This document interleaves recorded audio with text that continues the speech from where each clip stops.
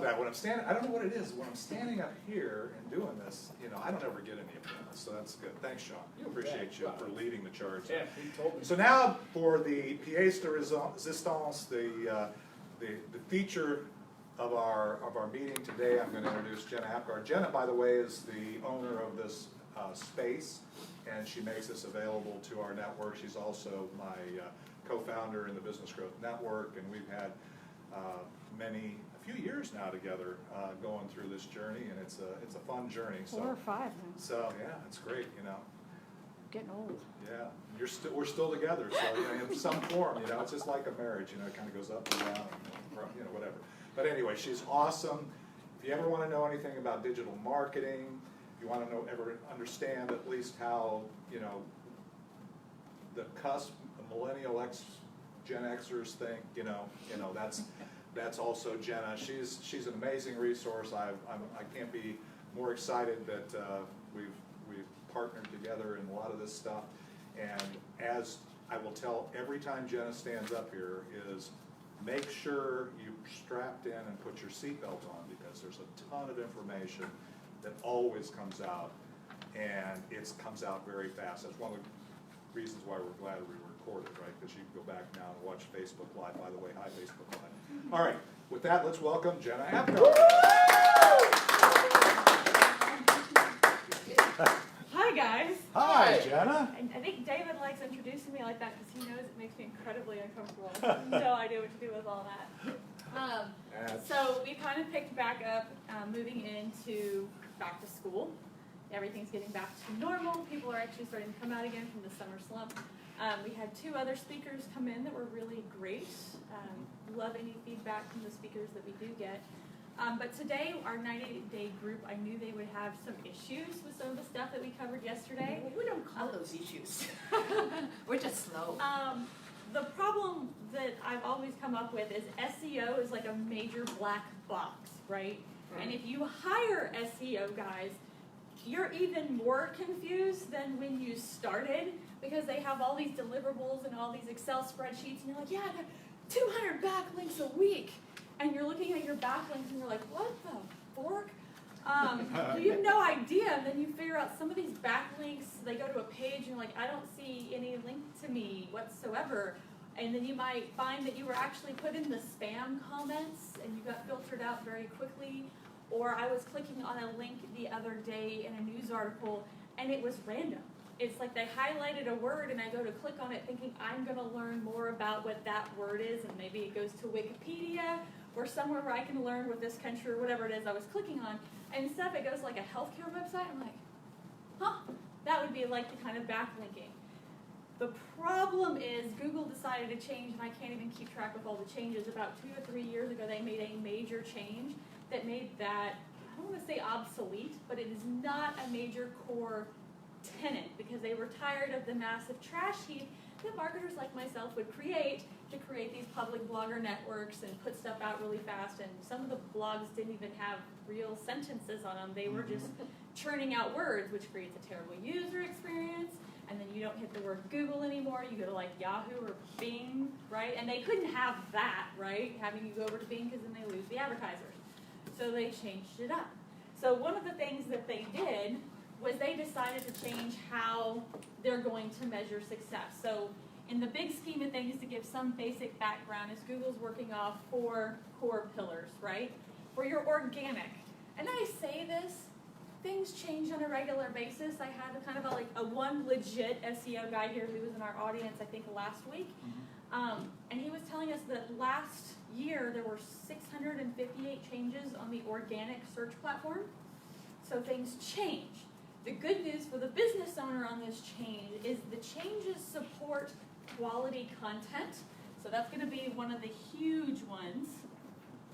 And quality content is going to be original work. You're not spinning an article 20 different times. You're not hiring some VA in the Philippines to steal an article from Baylor and post it on your doctor's website. That's a true story. Copied all of Baylor Dallas's stuff and then wonders why Baylor's mad all of a sudden. Just a little bit. That quality content will always rise. So no matter how many changes that Google makes, quality content does not change.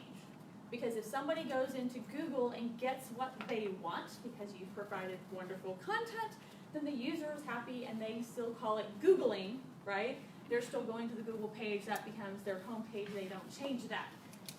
You are the product as the user searching, and they have to sell ads. If nobody uses Google platforms, ads become like Bing ads, which are absolutely damn near worthless. I think I have one client, we spend about $3,500 a month on Google, and we can't even break 100 most months on Yahoo and Bing, and we maximize everything. So quality content, when we get over here to the technical aspects, is always going to be a big one. There's still a space for that meta stuff that nobody understands, and I'm going to cover that in a really easy kind of fashion. That's going to be the basic stuff, though, that's on your website, your title, that bar at the very top where it says what site you're on, your actual domain name. So getting fluffy names like Walmart these days doesn't work. You like to be really deliberate. Dallas, Fort Worth, roofing, right? Something that's really simple. Any kind of description, any kind of pictures, that's going to be your meta stuff. That's the stuff they used to handle that used to be hard and isn't as hard as most people think these days. The other one is going to be traffic. This is where I find a lot of my small businesses are just sucking balls. They don't drive traffic to their site. It's not going to magically appear there. You have to drive it, and they have to stay. The magic number tends to be 1 minute or extra pages. So you can't just go there, oh, that's cool, write down the number and phone call. That's still considered a bounce. So you want to get them to stay, you want to get them to rotate, you want to get them on at least 2 pages. And the other one, and this is where every SEO guy sucks, is going to be social media. Why social media? Not just because it has 2.2 billion users on Facebook and blah, blah, blah, all that other garbage you've already heard a million times, but because if I go out and I create domains, I can buy as many domains as my little heart desires on GoDaddy, and GoDaddy's just going to help me along and make it $1 a piece. I can flood the internet with a giant garbage heap. Facebook, on the other hand, is going to slap my hand the moment I start touching 6. And for the marketers who've been doing this a while and gaming the system, we'll get our hands smacked at 2. If you set up a gamer account for your son under your same name, true story, they'll eventually want that account back too. It will throw you in Facebook jail, and if you have a business, they'll close out your ad accounts, they'll delete the account altogether, you won't be able to get back inside.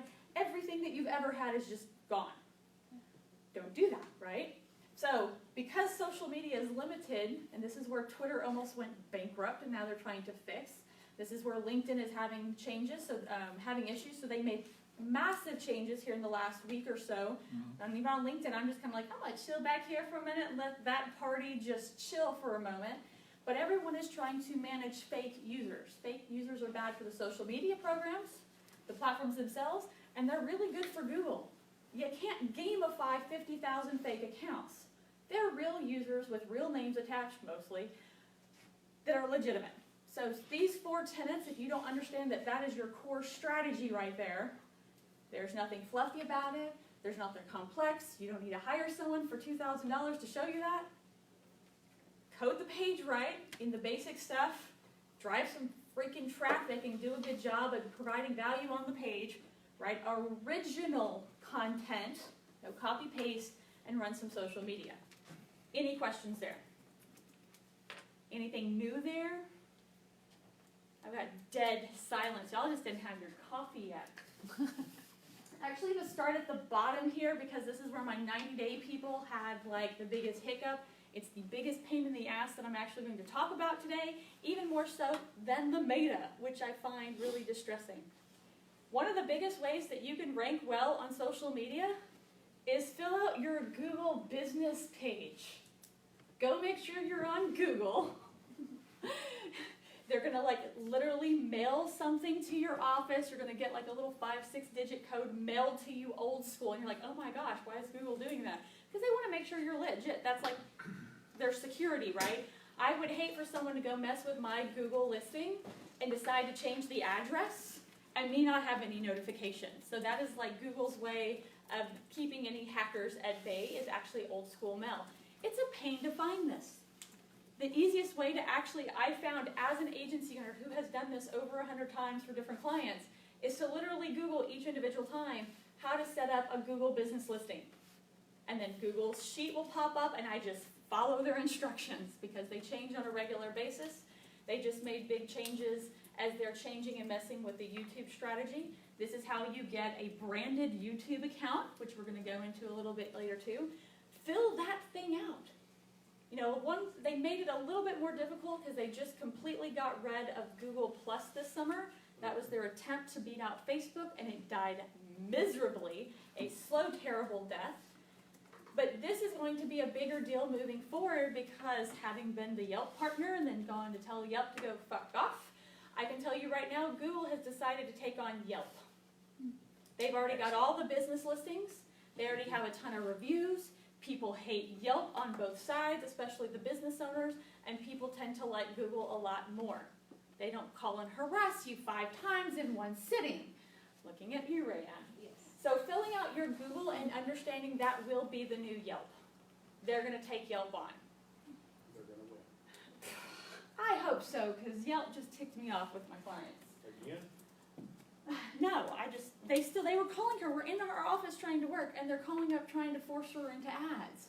And then telling her it's that's her fault it didn't work. I'm like, you didn't do ads. That's Unless you're whatever. a restaurant. The next one is going to be, let's go ahead and tap into some basic meta on your page. Whether you're doing WordPress, Kartra, what else do people build on their websites? Anybody else besides those two? I don't know if ClickFunnels does that shit, but I know Kartra does. I know WordPress does that stuff. There's a space on that page, and I can't go into the technicals because that's hard, right? But there's a place where you put your title description, and there's a place where you put your actual title. And again, that's the thing where you're on the web browser, and how many people have like 10 windows or 100 up at once? Because I know it's more than me. So you don't actually get to see. For those people, we don't see a lot, so that first word can be really important. But for those who have these strange people that only have 2 windows open at a time, you can actually see what's up there. Wouldn't it be nice to have like your business name? That's where it'd be nice to have like the word roofing, Dallas, Addison, Wiley, whatever appropriate to the page. So each page can have a different title. Your home page is going to be the most general because it's your home page. But if you have a roofing site specifically for the Wiley area, the Prosper area, each one of those needs to reflect something different. The problem is a lot of people get bored or they don't put any effort in, and so the title is exactly the same on every single page, and you're not doing yourself any favors there. Whereas you have the opportunity to put a slightly different one that's very specific to the person and what they're getting on that page on every single one, and it takes like this much effort or creativity. We're not trying to write a book. We're not trying to write a story. We're just being very deliberate of exactly what's on the page, taking into mind the one keyword or the group of keywords that we actually want to perform for.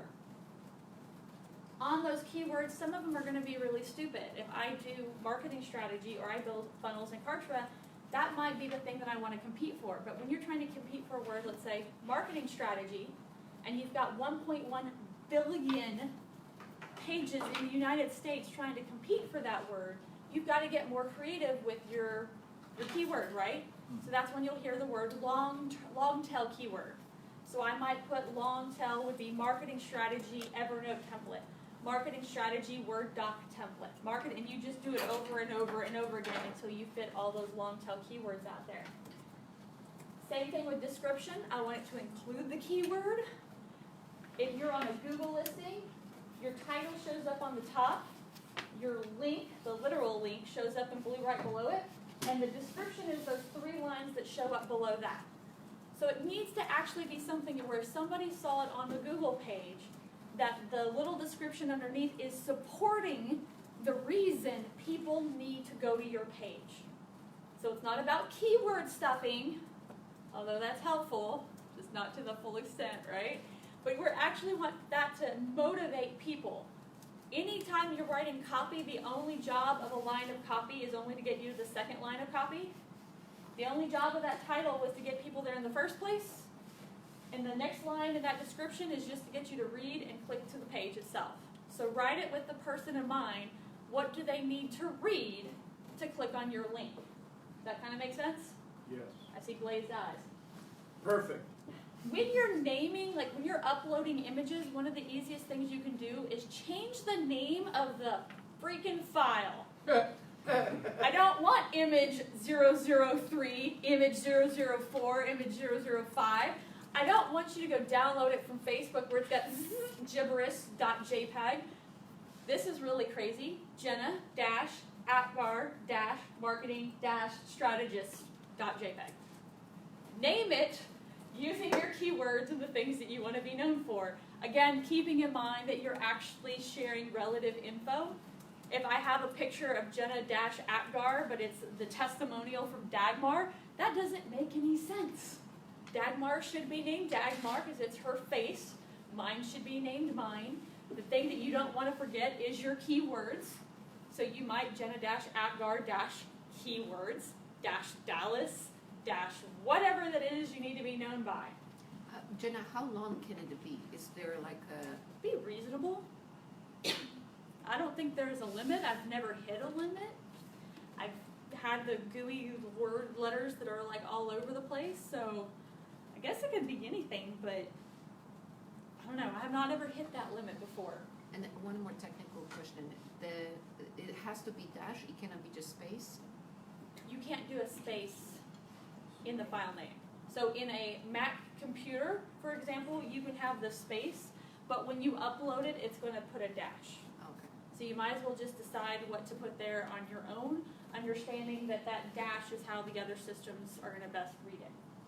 The other one is like the alt tag. So if you're in Microsoft Word and you're building stuff out, it's going to give you the option of an alternative tag. That's where you can just put Jena Apgar Marketing Strategist and those alternative tags. Those were, now they're just SEO. Like anybody have like AOL dial-up? Yeah. Any of us old people? Prodigy? Huh? Oh, yeah. Back when the internet Yeah, I was got a a very free CD scary yesterday. place. The web pages used to take a long time. Like you had to like decide you were going to log in, go get some coffee and food, come back, see if it worked, maybe have to dial in again, come back. And then if you wanted to go to a page, you had to like type in the URL. You had to know the URL. And then you would again go make dinner because it's going to take forever for that page to load. And so while the page was loading, you used to get these X's that would just be a box that there's an image there and like a little X. And the alternative tag was to a written version to tell you what that image was. I feel like such a dinosaur. I feel like the younger people are like, huh? But the alternative tag has still stuck around and is like a really good part of SEO, and I'll kind of get into that. The other one, so that kind of covers the meta. The other one is YouTube. So I'm going to kind of like bridge these two, right? When I go do a Google search, so I've got my big Google long site, little Google up there, and I've got my search in. The first three are typically going to be ads. If you're super duper lucky and you're asking a very common question, you can kind of hit Google 0 below. But in the last month, I've been trying to look for that Google 0 and not been seeing it. They've moved it. Then you're going to have the map results, if map results are relevant. Under that, then you're going to have the Google 0 results, and they're going to be like in a question format. Other people have asked this, and you click on it, and there's your Google 0 that's supposed to like be deliberately asking a question or answering that question. Google 0 is a whole other mythical unicorn that I could teach just a day on that one. So I'm not going to try to get you to Google 0. I'm going to try to be, exactly what you're actually going to do. So Google 0 is nice, but then the things that start to come up depending on what you're doing, and I've even seen them come up here on the top, depending on your search, and this is all dependent. I've seen images pop up on the very top. So if you have a search term that's very picture heavy and there's a lot of pictures competing for that, hence why I want your images named and without alt tags that are very descriptive of the keywords you're trying to compete for. You can get into a whole strategy into what those pictures look like or where you put them, but just in general, pictures are high. This is not something that you need a very expensive content marketer for. This is just needing to be deliberate when you build stuff that you're using the keywords you want to compete for so that they can pop up on the organic right under the ads. The other one is YouTube. They're owned by Google. And it's an actual search engine-based social media platform. Whereas people go to engage on Facebook, they wake up, they go to sleep, they poop while just scrolling. YouTube people have a problem. They're doing a search. They're actually looking for something specific. They want to go find some weird anime cartoon that they like to watch that only is in Japan. They want to go learn how to save the most space in their save the most RV space, and how do I, get some creative storage space. They're looking to solve a problem. So when somebody types a question into Google that, let's say, is a buying question or a pre-buying question, if you have YouTube videos to support that exact same question, and you can kind of build some traffic to them, and they look nice and professional, good audio quality, then you have the opportunity to show up in the search results. And you didn't need a fancy content writer. You didn't need a fancy SEO person to give you 2,000 spammy backlinks a day or whatever it is they do. And to be honest, you really only need a phone, maybe a light, and a decent microphone. Not exempting the nice videos that you might make or the cool drone shots. It's just to get started for the small business owner. Go to something like Quora, go to something like Ask the Public, and just see the questions people have that are related to your industry. Put them all in an Excel spreadsheet, and every day at a certain time, go live on Facebook Live, and this is crazy, answer the question. And it shouldn't take a lot of research because y'all are all professionals, right? Anybody here not a professional? Newbie, intern, has no idea what they're talking about? Everyone should have some base level of understanding of their industry. You shouldn't need notes to answer basic questions. If you were sitting in front of a client, you just answer them. You got compliance, dude. That's a whole, we could build a whole other different track for you, but this applies to a lot of those understanding the concepts. You just answer questions. Do you not get when you go sit in a house for roofing, do they not tend to ask these same exact questions that you have to point out? For the most part. Yeah, just answer them on video. Now we won't even get into the fact that that video can be used in email marketing. It can be used on web pages. It can be turned into separate blog content to spam. We're not spamming. We are building a community, all right? That YouTube video can start to serve a lot of purposes, even just storing content so you can give it over to someone who can edit and make really pretty stuff later on down the line. Because that Facebook Live, you can just put repurpose on it. It automatically uploads it to YouTube.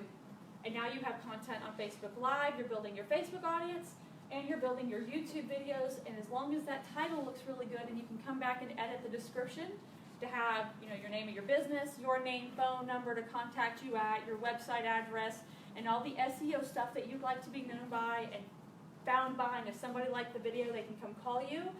Come back and edit those in packs of 10 or however, whenever you have time. Those are going to be some of the ones that move the absolute biggest needles without spending, let's see, who's spent the highest number on SEO in here before? Anybody spend $2,000 a month? Every now and then I get somebody who spent $2,000. I've seen everything from $250 to like $7,000. The $7,000 was legit, just a long tail strategy, but most of them are just garbage. Or you'll get some content writer who wants to churn out 300 to 800 word articles that are garbage, and they cost you a lot of money. And the last one, and this was something we kind of like Quick tapped question into. on YouTube, if No, that's okay. yes you can. Private, untitled, public. If you use untitled, link it to your site, does that still get any traction because it's untitled? It's not. It's supposed to be Not text searchable. wise, so it doesn't matter what the description is in that. Well, I mean, you don't want it to look like there's always going to be a broader strategy. There's only so much that I can teach in 30 minutes. right. And this is an overall SEO strategy versus a But YouTube strategy. in the basic, Because if you, much like Google, YouTube's going to like much of the same thing. So even if you have some videos that are unlisted, but they get a lot of watches and it's like on a regular, consistent basis and people are going to the video and subscribing to your channel because of it, that can still be good. okay, But that's not going to help you on the search engine optimization side directly because it's like having a page that's not, no bots are allowed on it. got it. Okay. The other one is just going to be actually understanding your customer value journey. That's just knowing that there's going to be a set number of stages that your person has to go through. I was building a slide deck today that was talking about 21 to 24 touches of some sort, and these are going to be more direct touches. I think the old number used to be 6 to 8 touches when it was old school marketing and you had to call a salesperson. Today it's more like 21, 24. If you're buying a car, one of my mentors has over 200 micro touches included. So when you're talking about spending 20, 40, 80, 2.7 million, there's a lot more micro touches involved. And that's going to certainly propel you to that break-even point, not break-even, where you actually start to propel a lot faster when you have, and you can automate, or that was the word, put an actual operation together where all those are moving together. So one of the things that we built is, how many people of you have a ton of content, pages, YouTube videos, Facebook ads, something that you've already done in the past? How long have you been doing it? Long time? A little bit? Sean's like, long time. Sean and I have had this conversation. How many articles or something did you have on that one site alone? 85. 85? I was doing my asset sheet that I built for the 90-day people, and I'm almost at 900, and I've barely tapped the surface of what I have. 900, over half of them are YouTube videos. I think I have most of my YouTube videos in there. If you have a customer value journey, and you know that this is how you get customers, and you might have a couple depending on the different pathways of the different audiences, you can then go by. If you already have existing content, you can go backwards, edit it, and make sure that it's pointing in the right direction to actively support. No.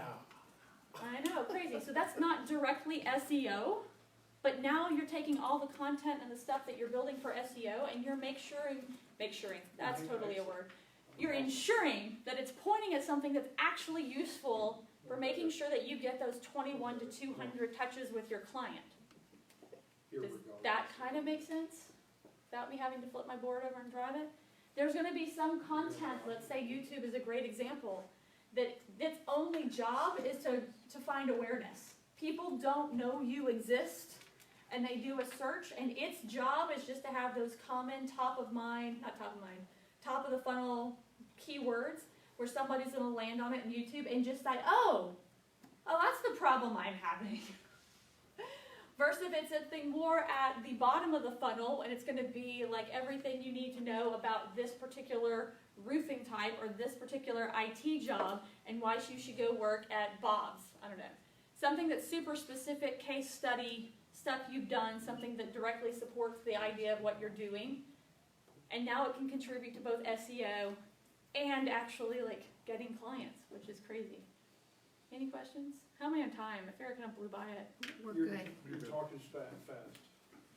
Yes. When you say go back to your existing content and edit for SEO, that's where we talked at the challenge, that you look at your titles and maybe change the titles to be more in line with keyword searching. Well, it could be lots of different things. So, I mean, the nice thing about, let's say, a blog post versus a YouTube video, I can't go change the YouTube video, right? But on a blog post, I might have built it, and I have built a ton of blog posts that were funnels that I no longer operate. I'm no longer, so our speaker 2 weeks ago, the way that her agency runs is she has a blog. She goes out to small business owners who want a backlink for SEO purposes, and they pay her $99. She does a blog post about them, goes to the facility or whatever, takes some fun pictures, hosts a elf-style pillow fight, and that's what she's doing, right? She can come back to that. So let's say not that particular article she's writing, but let's say she had an article that was talking about that particular funnel, right? Hey, business owners, come over here, $99, we'll write you a blog post. If she's no longer doing that funnel, and she's moved on to something else or something more expensive or a monthly recurring revenue model that's, $99 a month for regular blog posts about your business, then she can come back and yes, she can tweak the titles and the descriptions to everything to match what she's working on now. But you can also just add like, hey, last updated 2019, October, whatever it is, and make sure you can, instead of starting from scratch, go through and just edit the content you have or add to it. So there's, when I started off in blogging, one of the things that I got paid just kind of the same model as she did is some kind of VIP black card when the Amex black card became famous and made it public, and some people can't get a black card, and Dallas is pretentious and people who can't get the Amex Black Card want it. This company came out similar to, well, I just knew it as a VIP card, and they were like, hey, can you write a thing about us? And I was like, sure. Did some basic research on them, pulled in like their branding, some images, total fluff piece, said that they were having a party, which was the whole point of that piece, was to drive people to a party, which everyone in Dallas is down for. But as I moved everything off my WordPress blogs, I don't know when I started that like a month or two ago, I moved them over to Medium, I looked at it and I was like, wonder where they are now. How can I use that article? If I publish that now, it's kind of useless, right? It's old, the party's long gone. Let me go see where that card is now. Well, then you start to find a really good story. They're not in business anymore. Was that the party that was down in Florida? The black card? That's Fire Festival, and that was on an island. So, we're going to tie into that, hold that Okay. thought, right? Not that card. Okay. You're thinking of Fire Festival, and before that guy had a card called Magnesis that was exactly like this, but in New York City. These guys modeled Magnesis Okay. and built one for Dallas, and it bombed. They did the exact same model. They depended on influencer marketing for success, and then they sold it to the Founders Club, who tried to be like the WeWork is doing now. They went and rented a ton of space, and they failed twice doing the same thing, trying to turn their card, which basically just built a membership and a community, turned that into a workspace of friends, trying to say it was luxury, aka luxury meant that 40% made over 100K, which meant 60 made under 100K, and I don't know if any of y'all are in Dallas, that's not much, right? So I rewrote it as one, lesson learned as an influencer myself to do your research, and two, I think the title was how to fail selling luxury goods not once but twice.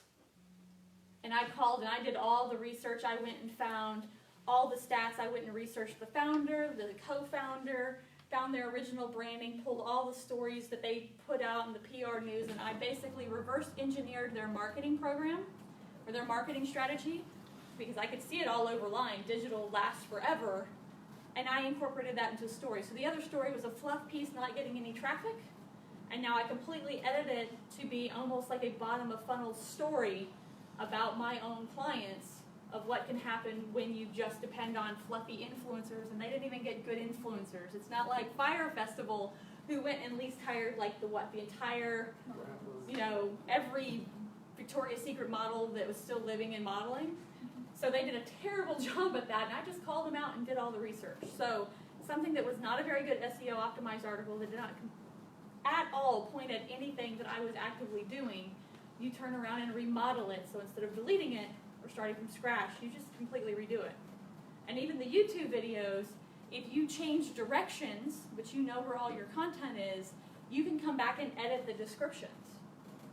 Like you're probably not going to want to mess with the titles unless you did terrible on the titles the first time and you're doing some keyword research and you're defining more what that video is most appropriate for.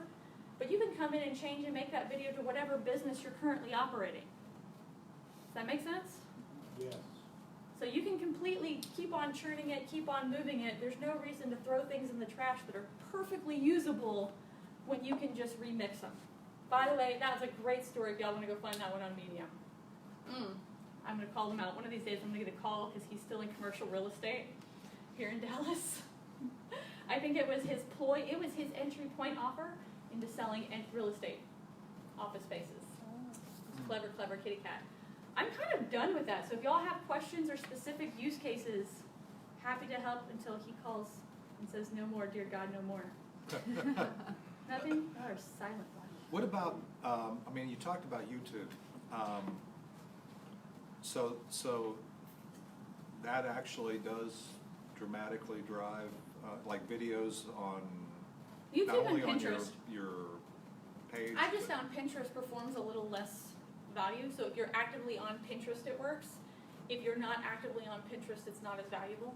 And then there are, of course, certain companies that do better on Pinterest than others. So that can be a strategy. The other one I did leave out because I was kind of like all over the place. This is a really simple one for every single small business owner. the pages that are gonna be the best backlinks now are gonna be the ones that have what traditionally was called domain authority, although Google has stripped the actual number where you can find that out at. But whatever, the bigger the website, and then there's parts in the algorithm that say this site is worth more than this site. So even though, let's say, the Daily Caller might have more traffic than the Wall Street Journal, Google has decided that the Wall Street Journal is more important and more valuable. So if you get on the bigger sites, the backlink matters. Yeah. I don't know if any of y'all try to get on the Wall Street Journal or Forbes or one of these big sites. It's hard. So you're like, oh, I can get on Huffington Post, or at least there was a time where everyone could. But again, Huffington Post has gotten a rating way down here, whereas the more authoritative, hard to get ones are way up here. That being said, what's a really big website that everybody uses? Facebook. Going into your Facebook, LinkedIn, Snapchat, Instagram, Reddit, Stumble Upon, although I think it changed its name, Tumblr, Medium, all these ones, and you're like, what the hell, Jen? I ain't got time for all that shit. I got better things to do. No. I'm not actually asking you to participate on all of them. I'm asking you to go to each one and create a profile that is completely pimped out with all your pictures, all your descriptions, all your business information, because each one of those becomes an awesome backlink. Even if it's not used? Within your industry, links work really well. So, like I'm on the Pella site and it links back to my website. Oh, those are awesome. I mean, like those are, I'm an active campaign consultant or certified, whatever that they use. So I get to be on active campaign and just that backlink, and I'm allowed to write blogs. If you pay $2,000 a year to Forbes, you can have blogs on there too. Digital marketer certified partner, I'm on there, but that's not going to be things that everyone can get on. And sometimes the expense does not outweigh the benefit, depending on, Pella's going to put you on there because you're making them money. Well, there's the part that you left off. Well, one of the things that I had before I got to the social media and the meta tags and building my website just from previous experience was Google profile first, and then take that profile and start your directory submission between super pages and all of the major data aggregates, and there's some automated tools for that. It's just that some of those now aren't going to Yeah. be very good for you, and some of those are going to get you straight up blacklisted. Yeah. So in addition to a huge time issue to go get all those different submissions, and I'm separating the good ones. So Okay. digital marketer for me is a really good one, active campaign, because those are actually, I'm partners with them. I believe in their message, I pay them a lot of money. Those are good ones. They're not letting every digital marketer on there. Sure. So back in the day, though, that you would just create an easy directory. It was like the easiest website to set up whatsoever, and you're like, I'm going to be the directory of roofers, right? And so the marketers are the ones who built that because it did two things very well. It helped rank for all the roofers. It supported their roofing people, right? So they say, hey, we have 5 different databases of roofers to help you on SEO, blah, blah, blah. This is our value-added benefit. But it also was lead mining. You submitted everything about your business, and then they call you and pitch you. That's how Yelp does. You submit your business up there, and they're like, hey, want to buy some ads? Right? So those were great lead magnets, but unfortunately, if you're just doing some random directory that doesn't have any real authority, like one of my head shops, I can't remember the name of the directory, it's awesome because everyone wants to know where their local head shop is. Google naturally suppresses it in general. Yelp kind of does it on the back end, they're the only one that plays nice, and they can't advertise on Google and Facebook, so the directory forum for, how to leverage your local head shop, and as I was just telling somebody, that was a big shock to say my biggest seller is a oil diffuser. I'm like, why do you need essential oil diffuser in a head shop? No, it's your meth pipe, but you can't call it that. It had that kind of information that the head shops couldn't have on there, and so the directory was already, and the forum's already being used by the person. It works. That's not going to fit for everybody. And a lot of them are going to get you blacklisted, especially if you do like 50,000 of them. That's the exact thing that Google didn't want. So, any other questions? Anything that y'all don't think that you could actually do? I feel like sometimes the meta is a little over people's head, but the rest of it seems pretty easy, right? YouTube, social media, do a Google, takes you about an hour of your time to fill out in one day. Y'all have questions? Let me know. Great.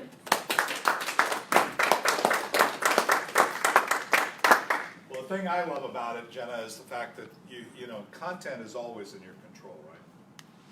I mean, getting content, and you can get content in a lot of different ways. So it's still, at least it hasn't gone the way of the meta has trumped the content. So we can always